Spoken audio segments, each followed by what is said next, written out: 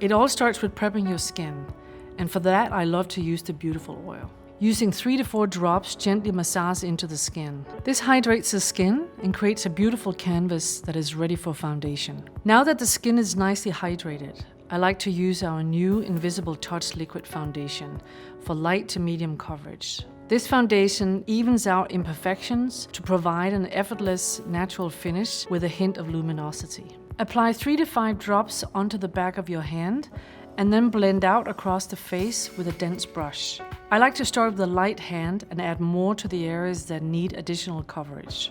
For those areas that need some extra coverage, I use the Invisible Touch Concealer.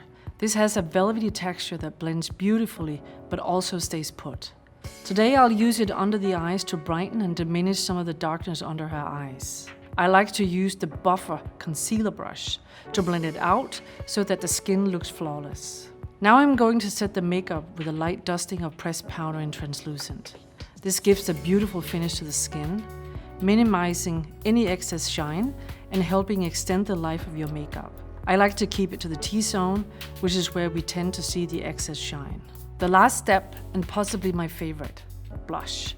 I think real skin always has a touch of color to it. It gives that fresh-faced, sun-touched, healthy look. My trick for natural-looking blush is where to apply. Gently pat the cream blush right onto the apples of the cheek using our foundation blush brush to softly blend. Our blush is a multi-award-winning formula that is perfect for any skin type.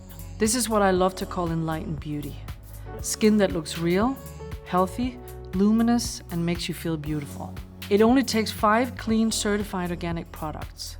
The Beautiful oil, the Invisible Touch Liquid Foundation, the Invisible Touch Concealer, the pressed powder, and the cream blush.